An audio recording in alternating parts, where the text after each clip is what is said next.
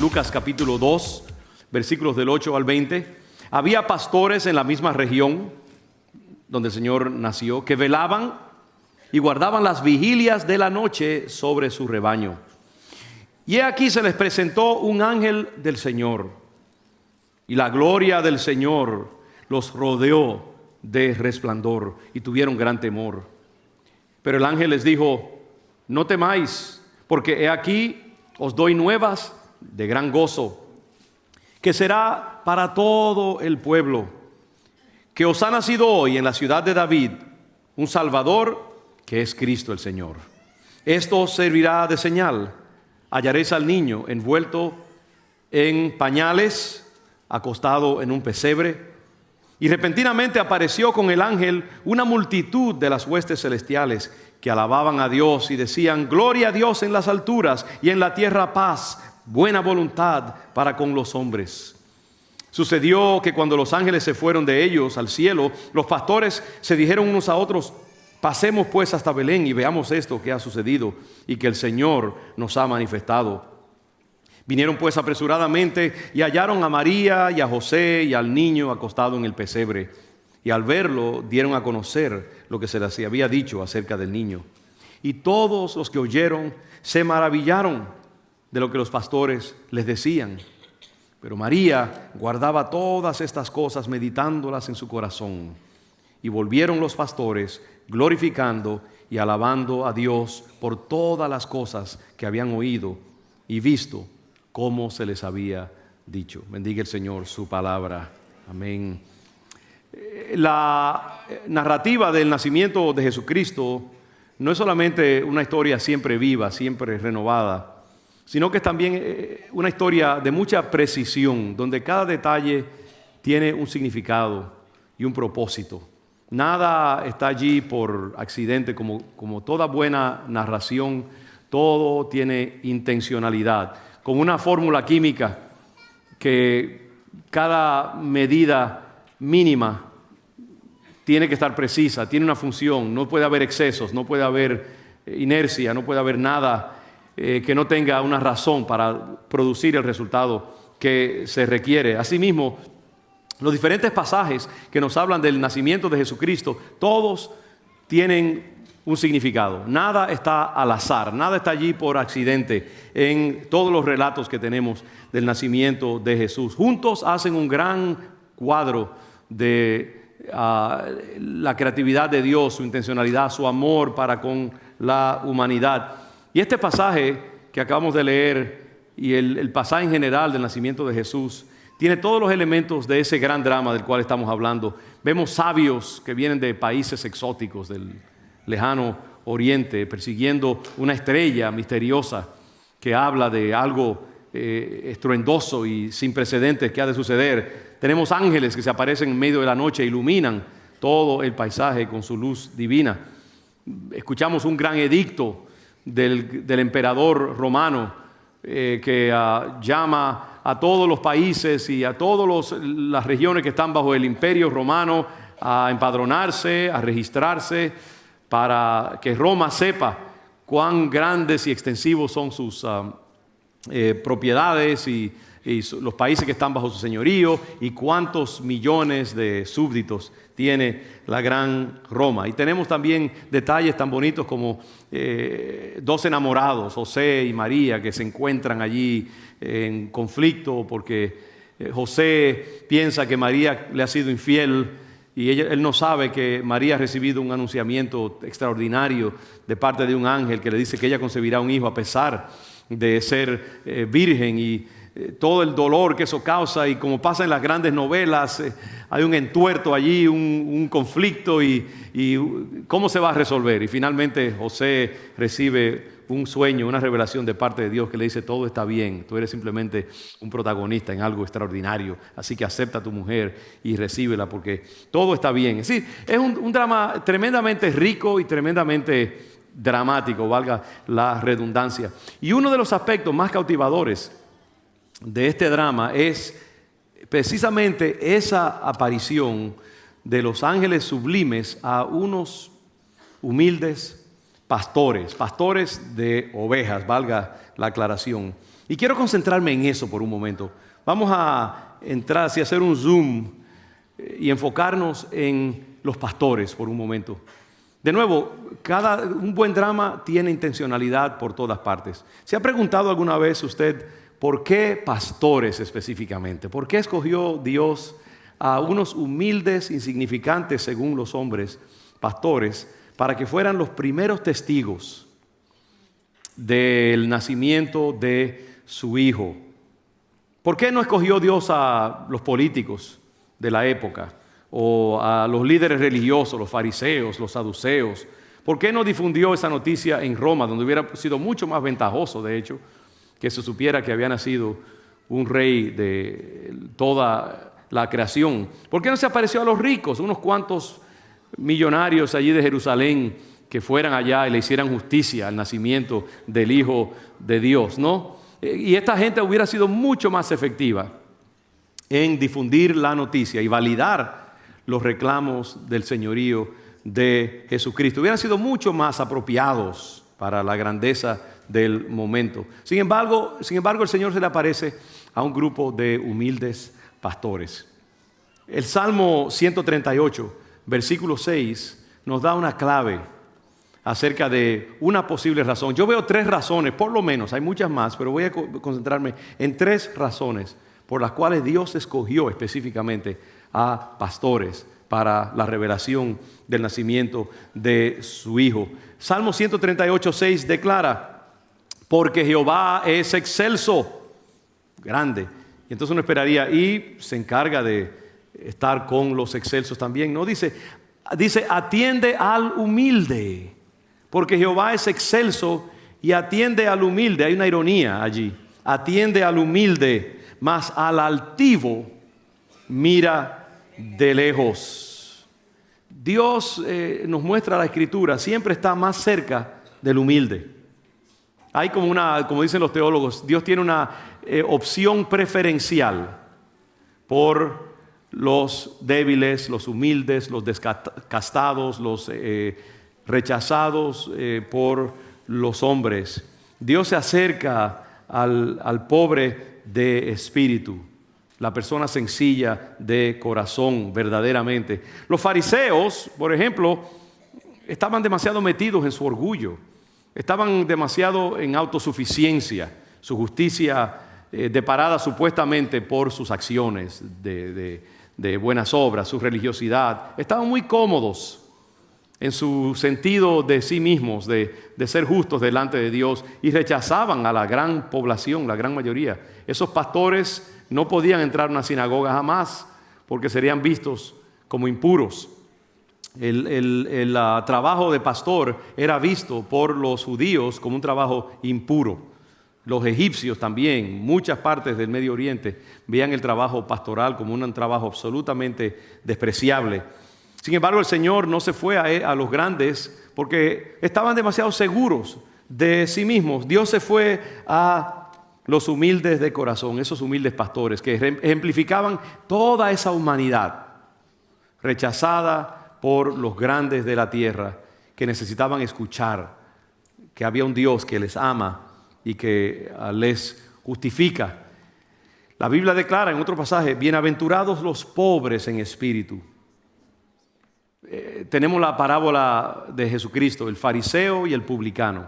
El fariseo era aceptado por todos como un hombre de bien comportado, justo, religioso, respetable. Los publicanos eran estos colectores de rentas internas que eran abusivos, corruptos, vendepatria. Nadie quería saber de ellos. Y bien podría Dios haber dicho: no, yo no voy a hablar con ese personaje. Pero dice la Biblia que cuando los dos llegaron ante el trono de Dios y oraron, el fariseo lo que tiró fue sus conocimientos, su justicia personal, todo lo que él hacía, su gran vanidad la desplegó delante de Dios, y su sacrificio murió ahí mismo.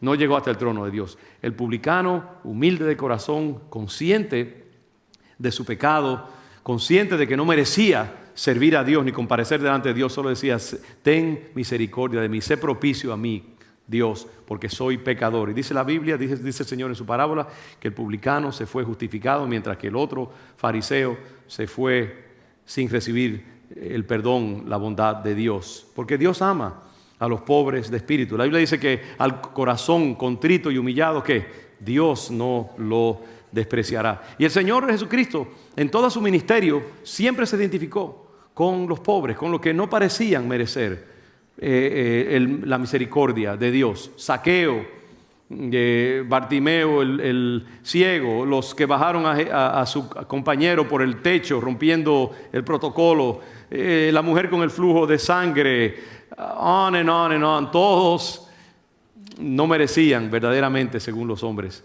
la bondad de Dios. Sin embargo, el Señor los atendió y esto fue a veces causa de escándalo. Entonces, al nacer en un pesebre, el Señor estaba rechazando esa pompa del mundo, estaba dándonos una narrativa nueva de que otras cosas iban a permitirnos acercarnos al Padre Celestial. Él estaba rechazando el apego al mundo, a lo material, a las vanidades y las pretensiones de los hombres. Estaba proveyendo una hermosa imagen y lección para nosotros de lo que verdaderamente somos y debemos ser. Debemos ser peregrinos en camino. La Biblia nos llama así, que somos extranjeros y peregrinos en la tierra. No nos podemos apegar a nada. No podemos juzgar el mundo como los hombres lo juzgan. Tenemos que verlo a través de los ojos de la eternidad, como Dios ve. Y por lo tanto, cuando hacemos eso, el alto resulta ser bajo y el bajo resulta ser alto. El que no merece resulta ser muy merecedor de la gracia de Dios. Y el que parece que lo merece todo, Dios lo desprecia porque su corazón muchas veces está henchido de orgullo personal. Ahora, yo creo que también tenemos que aclarar algo. Yo creo que a veces nos podemos ir demasiado lejos y como decir que Dios no quiere a la gente rica, Dios no quiere a la gente estudiada e intelectualmente desarrollada. No estamos diciendo eso, porque los magos que venían de Oriente, como vemos, era una casta privilegiada. Eran gente de la alta alcurnia, eran gente de la élite intelectual y política de ese lejano Oriente. Pero tenían algo que los distinguía, tenían un corazón que estaba inquieto, estaban indagando en el cosmos, porque sabían, había algo en su corazón que les decía que algo grandioso y extraordinario iba a suceder y estaban vigilantes.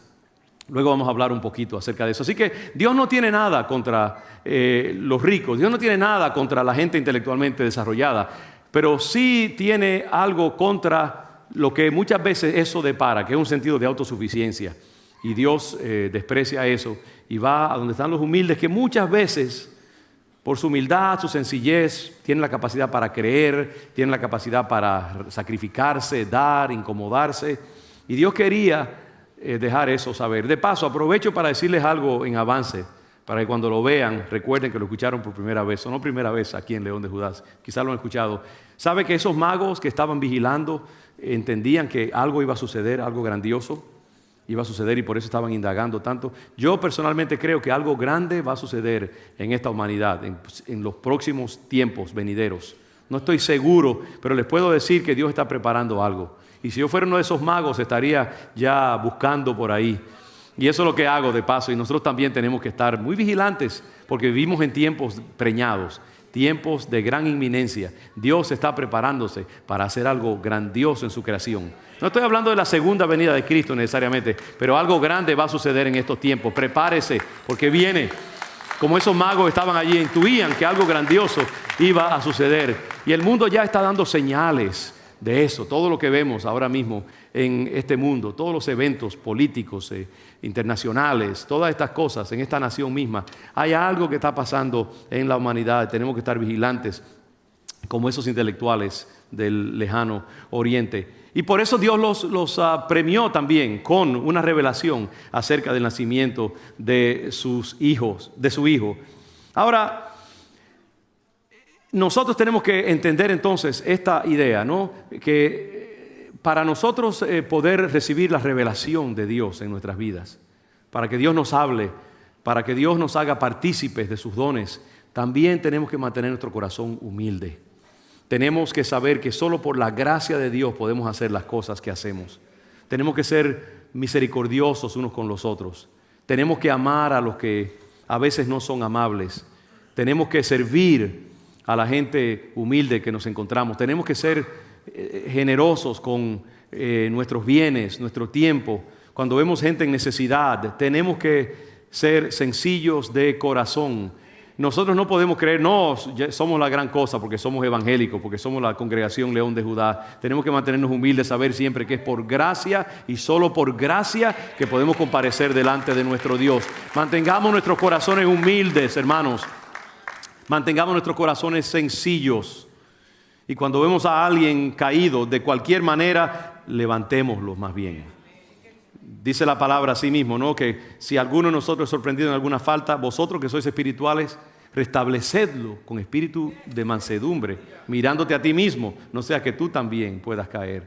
Tenemos que ser humildes, hermanos, como Cristo fue sencillo de corazón.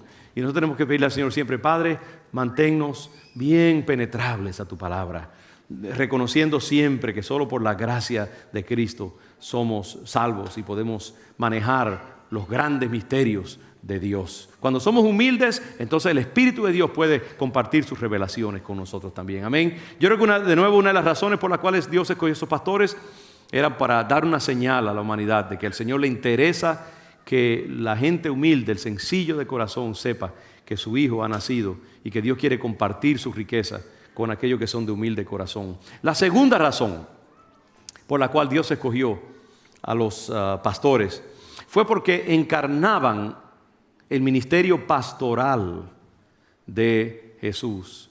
Ellos ejemplificaban en su labor, en su trabajo, algo que el Señor iba a manifestar en una forma elocuente y muy poderosa. Ustedes recordarán que fue el mismo Jesús que dijo en Juan capítulo 10, versículo 11, yo soy el buen pastor. El buen pastor su vida da por las ovejas. Recordamos en este tiempo que Jesucristo no solo nació, sino que murió por nuestros pecados también. Pero Él fue y es pastor por excelencia. Jesús viene, de hecho, y venía según la carne de un linaje de pastores. El rey David era pastor antes de llegar a ser rey. De hecho que cuando Samuel va a la casa de su padre a escoger el que iba a ser el sustituto del rey Saúl, David no aparece por ninguna parte porque estaba por allá pastoreando a las ovejas. Y en señal, de hecho, yo creo, porque la Biblia de nuevo tiene detalles por donde quiera, de que él, David, iba a ser el progenitor del pastor de pastores, Cristo Jesús. Y había una conexión profética allí entre esos dos seres. Y por lo tanto el Señor se identifica a sí mismo como un pastor por excelencia. Moisés también fue pastor. Y él iba a pastorear a toda una nación durante 40 años en el desierto. Los iba a sacar como un pastor de la esclavitud de Egipto. Y el Señor estaba como haciendo señalamiento de ese linaje pastoral que él encarnaba. Jesús identificó su ministerio como el de un pastor, porque esto incluye sus cualidades como ministro. Jesús es paciente con sus ovejas, pero también es feroz en defenderla del león o del oso que quiere destruirlas. El Señor es vigilante con sus ovejas. Yo recuerdo ese sueño que nos trajo aquí a Boston hace 20 años y yo recuerdo los ojos de ese león que yo vi en el firmamento mirando sobre la ciudad. Eran unos ojos vigilantes, eran unos ojos llenos de autoridad, eran unos ojos a los cuales no se les escapa nada. Y así es el Señor con su creación, vigilante con nosotros, sus hijos, vigila sobre nosotros, nos guarda, nos protege, siempre va adelante de nosotros como un pastor guiando a sus ovejas, prepara lugar para nosotros. Recordamos ese gran Salmo 23, aderezas mesa delante de mí en presencia de mis angustiadores, me lleva por lugares de delicados pastos, junto a aguas de reposo me haces descansar. El Señor es un gran pastor que va delante de sus ovejas. Y al invitar a los pastores a presenciar su nacimiento, Jesús estaba declarando cómo sería su ministerio, proveyendo una imagen de cómo sería su relación con nosotros por toda la eternidad. Pues su pastorado, como sabemos, no terminó con su ministerio terrenal. Él dijo, me voy, pero volveré a vosotros y os enviaré un consolador, dice, para que esté con vosotros y esté en vosotros.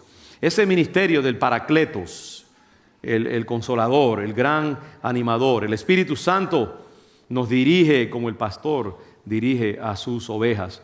Juan 16:13 dice, pero cuando venga el Espíritu de verdad, Él os guiará a toda la verdad. ¿Cuántos saben que el Espíritu Santo está guiando nuestra vida?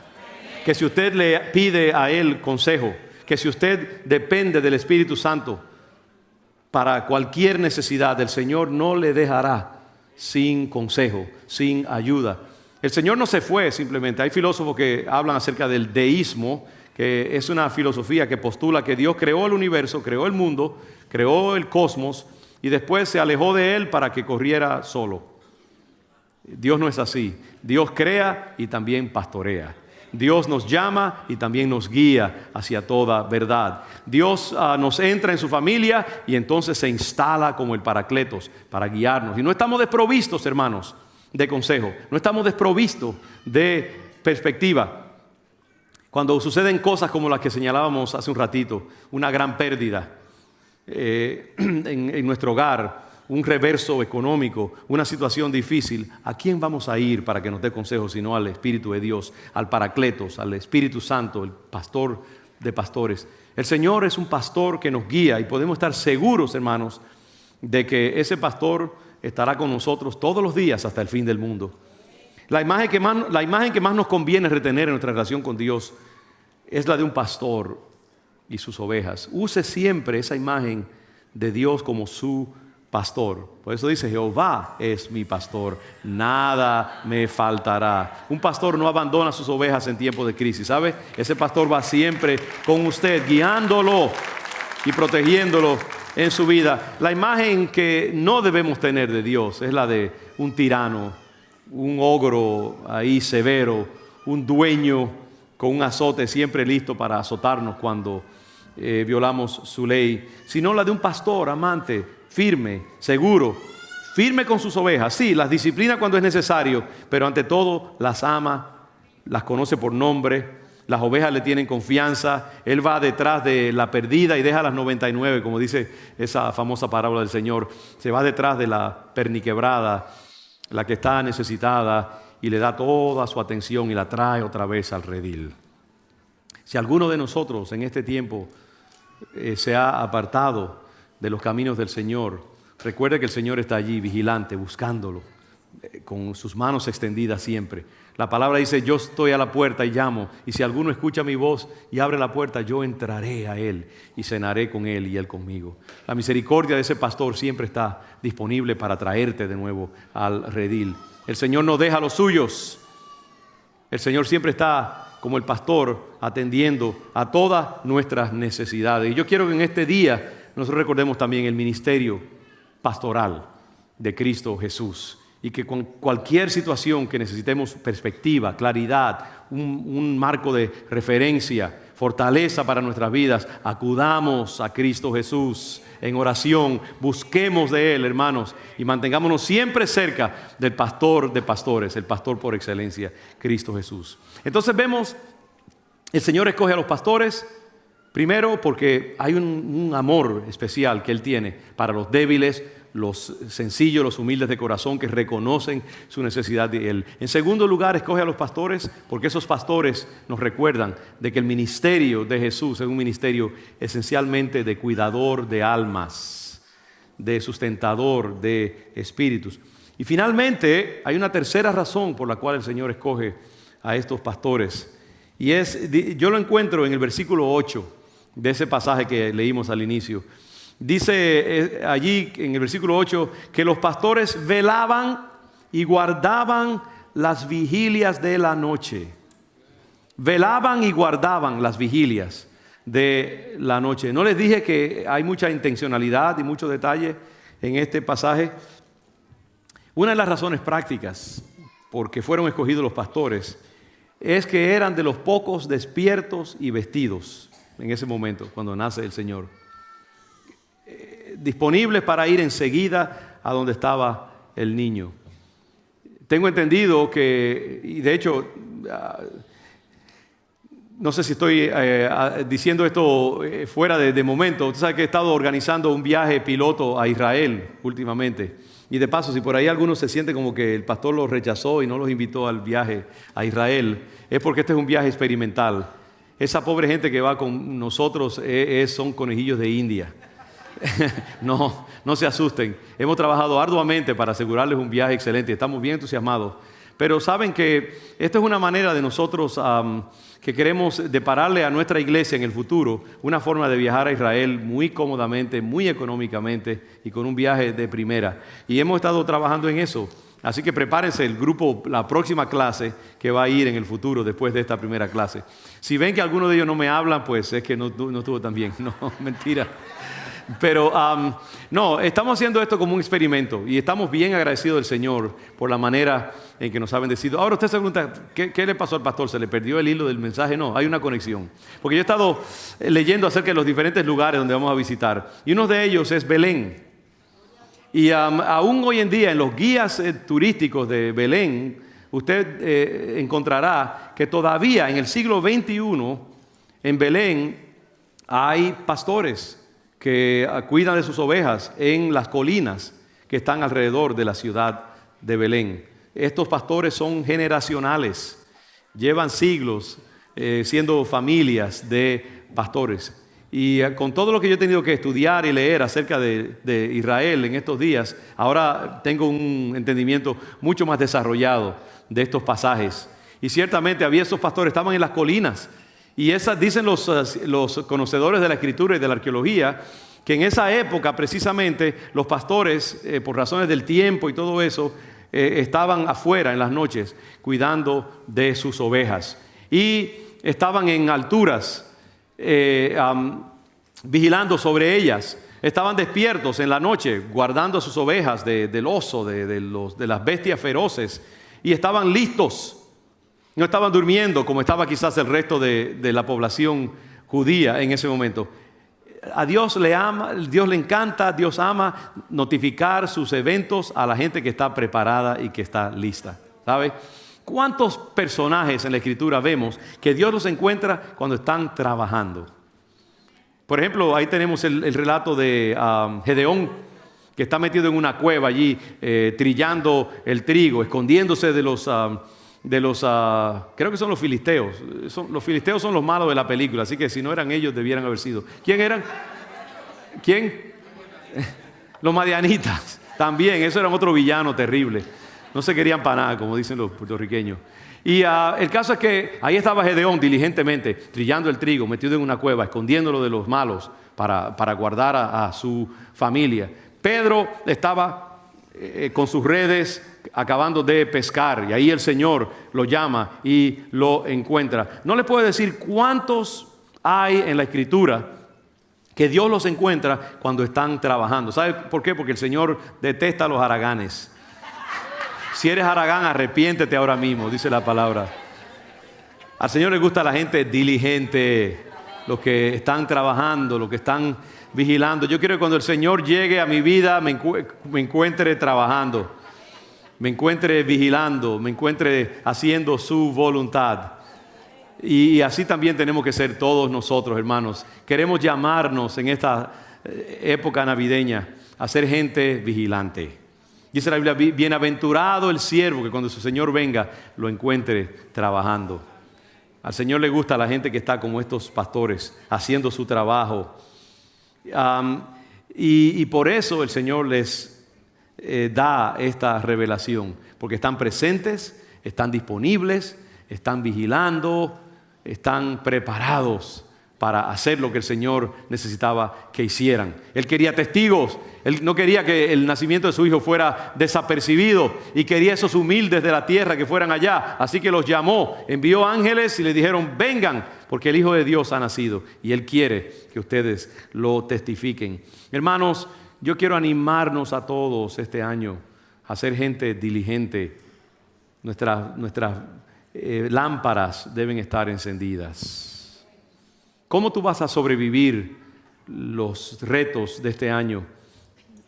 Yo te animo a mantenerte vigilante por medio de la oración, por medio del estudio de la palabra, por medio del ayuno, por medio del estudio aquí en los programas que nosotros ofrecemos. Hermanos, inviertan en su crecimiento espiritual. Inviertan en las cosas del Señor. Cristianos de domingo solamente no es suficiente. Tenemos que en nuestros hogares ser consumidores de la palabra de Dios. Tenemos que en nuestra vida devocional estar atentos, creciendo siempre. Tenemos que servir al Señor, compartir el Evangelio con otros. ¿Qué hicieron los pastores? Una vez que vieron al niño, dice que le contaron a otros lo que habían presenciado. Este año, hermanos, vamos a compartir la palabra de Dios. Vamos a invitar a otros que vengan a la casa del Señor y que escuchen el mensaje de salvación del Evangelio. Vamos a ser portadores de las buenas nuevas del Evangelio. Vamos a darle al Señor de nuestros bienes. Vamos a defender el reino de Dios, nuestra iglesia, para que no falte nada en esta casa de todas las cosas que nosotros tenemos que hacer como iglesia, todas las encomiendas que Dios tiene para nosotros. Más que nunca, hermanos, debemos ser gente entregada al Señor. No podemos tener límites a lo que Dios quiera hacer de nuestras vidas. Hermanos, rompa paredes este año. Paredes entre lo que es mío y lo que es de Dios. Entre mi comodidad y el servicio al Señor. Entre mi sueño y el venir a la iglesia. Tenemos que servir al Señor. Qué bellos se ven ustedes esta tarde aquí. Y sabe que uno cuando ve esa nieve y ese cielo cerrado y ese hielo como ayer, uno teme y se vendrá la gente al otro día. Pero qué bueno que usted está aquí. Se hubiera perdido un bello concierto, se hubiera perdido la palabra del Señor. Hay que ser diligentes, hermanos. Hay que ser atrevidos en el nombre del Señor. La Biblia lo dice: mira que te mando que te esfuerces y seas valiente, porque yo te daré toda la tierra que pise la planta de tus pies. Estos pastores se ganaron, amén, se ganaron la lotería, se pegaron la lotería porque estaban vigilantes, estaban haciendo su trabajo. Cuando el Señor llega, los encuentra haciendo su trabajo. Aquí hice una noticia, dice: Dios nos puede hablar con más facilidad y podemos escucharlo más claramente en la solemnidad y santidad de su templo que en una discoteca. Mientras estudiamos las Escrituras, más que cuando miramos el televisor. Cuando nuestra mente está limpia de las contaminaciones del mundo y llena de la palabra del Señor. Dios nos puede escuchar más así en la quietud de la noche, en el momento sublime de la meditación y el silencio. Dios encontró a Moisés así en esa quietud y el silencio del desierto, y allí le dio la gran revelación de su vida. En esta Navidad, hermanos, no miremos el drama navideño solo con un sentimentalismo así vacío, vacuo, sino como una revelación en clave de la persona de Jesús. Su amor por el pobre y el débil, su carácter eminentemente misericordioso y pastoral, y nosotros también tenemos que imitarlo.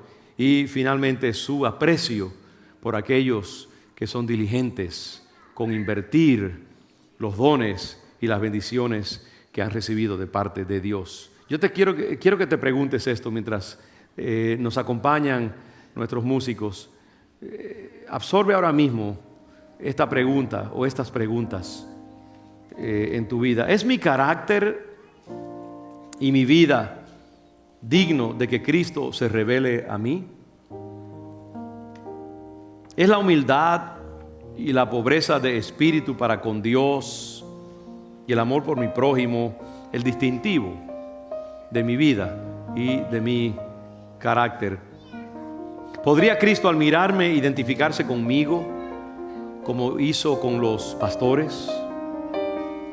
¿Le recordaría yo al Señor de su propio carácter y ministerio como le recordaron los pastores? ¿Soy yo tipo del amor del pastor, de su paciencia, su preocupación por las almas perdidas que vagan como ovejas sin pastor? Finalmente, soy yo un cristiano alerta, vigilante, atento, diligente, usando el talento que Dios me ha dado, poniéndolo a correr, inquieto por ser usado como un instrumento para el avance del reino de Dios en mi congregación, en mi trabajo, en mi hogar, en mi vecindario, en el lugar donde Dios me pone a moverme. Estoy alerta, vigilante, atento. Soy un buen mayordomo de los bienes del Señor. Cuando hay tareas que Dios quiere que cumplamos, como con los pastores, ¿estamos dispuestos y preparados mental, espiritualmente? ¿Estamos en los lugares propicios para que el Señor no tenga que buscar demasiado lejos? Porque estamos allí. Siempre va a encontrar a alguien de nuestra iglesia en un lugar estratégico, en el momento propicio, cuando Él necesita una palabra de testimonio a alguien, un compartir el evangelio, una ofrenda que ofrecerle a alguien que necesita, una palabra de consejo o de aliento para una persona, una llamada telefónica a un enfermo, una visita a un hogar necesitado, una invitación a alguien que está solitario. ¿Puede el Señor encontrar en ese momento una persona que diga: Señor, aquí estoy yo, estoy presente, sí, ¿para qué me necesitas? Y está nuestro corazón preparado. Como las 5 vírgenes, hermanos, estamos nosotros velando con nuestra lámpara encendida, nuestro aceite bien preparado, suficiente para alumbrar cuando llegue el novio a la casa, para recibir al Señor en su venida. Si ahora mismo Cristo viniera, estaríamos nosotros listos, lo recibiríamos con gozo en nuestro corazón, porque no tenemos que escondernos, porque estamos preparados. Esa es mi petición para ti en esta tarde, que tu corazón, tu vida sea tierra propicia para el nacimiento de Jesús. Baja tu cabeza un momento. Hay pocos días en el año tan propicios para que una persona invite a Cristo a su vida, como es el día navideño, la época navideña. Cristo nace en esta época y puede nacer en nuestro corazón, y por el resto de nuestros días nosotros podríamos recordar que yo le entregué mi vida al Señor un día de Navidad y que Él nació en mi corazón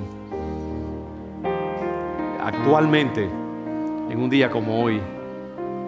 Y el Señor solo quiere que tú seas lo suficientemente humilde como para reconocer que tú lo necesitas, que por tu propia justificación no puedes comparecer ante Dios el día del juicio, que tú eres frágil, quebradizo, y que necesitas un Dios todopoderoso para caminar este camino peligroso de la vida, que se pone cada día más peligroso según entramos más hondo en el siglo XXI. Y tú necesitas a Jesús, necesitas al Hijo de Dios, ese pastor que quiere acompañarte todos los días en toda situación que tú puedas confrontar. El Señor quiere extenderte su mano, quiere caminar contigo este camino. ¿Tienes tú el valor, la humildad de decir: Señor, te necesito, abro mi corazón a ti, te invito a entrar, ven a mi corazón, oh Cristo? ¿Habrá alguien que quiera invitar a ese Cristo humilde que se invita a tu vida ahora mismo y decirle: Señor, entra a mi corazón? Quisiera orar por ti en esta tarde. Si quieres levantar tu mano, me encantaría acompañarte a los pies de Jesucristo y decirte: bienvenido a la familia de Dios. ¿Habrá alguien que quiera entregar su vida al Señor en esta tarde? Antes de cerrar este tiempo, piénselo un momento, quizás allá arriba en el balcón, o alguno de nuestros visitantes que ha venido. Quizás usted no conoce al Señor de esa manera, no lo conoce personalmente, y usted quiere entregar su vida al Señor. Si no lo ha hecho antes, queremos asegurarnos de que usted tenga la oportunidad de hacerlo. ¿Alguien? Amén, amén. Gracias, Señor. Gracias, Dios. Amén. Una última vez, simplemente damos esa oportunidad. Si no lo ha hecho antes y quiere invitar a Cristo a entrar a su corazón, le invito a hacerlo ahora. Bien, amén. Padre, gracias. Gracias por esta palabra que tú nos has dado, Señor. Gracias porque Cristo ha nacido al hombre. Cristo ha nacido a la humanidad. Cristo ha nacido en nuestros corazones. Esta iglesia está rendida a los pies del Rey de Reyes y el Señor de Señores. Gracias, Jesús, porque tú viniste de tu trono, descendiste a este mundo para dejarnos el relato más hermoso de todos los relatos. Un Dios que se hace hombre para hacer posible una relación perfecta con el Padre. Te adoramos, Señor. Permite que esta Navidad, como nunca antes, estemos conscientes del significado de Jesucristo, de su rol absolutamente central y esencial. Y sobre todo que cuando salgamos de aquí, Señor, esta tarde, lo hagamos completamente dispuestos a testificar al mundo de que ya no es necesario vivir bajo la esclavitud del mal, porque el Señor ha hecho posible liberación a través de la sangre y el nacimiento de su Hijo Jesucristo. Yo bendigo a este pueblo, Padre, esta tarde. Gracias por todas las cosas bellas que hemos presenciado y declarado, Señor. Y manténnos en estos próximos días bien cerca de ti, Señor. Y te damos gracias por tu fidelidad. En el nombre de Jesús. Y el pueblo de Dios dice: amén. Hermanos, Dios les bendiga. La gracia y la paz del Señor sea con todos ustedes.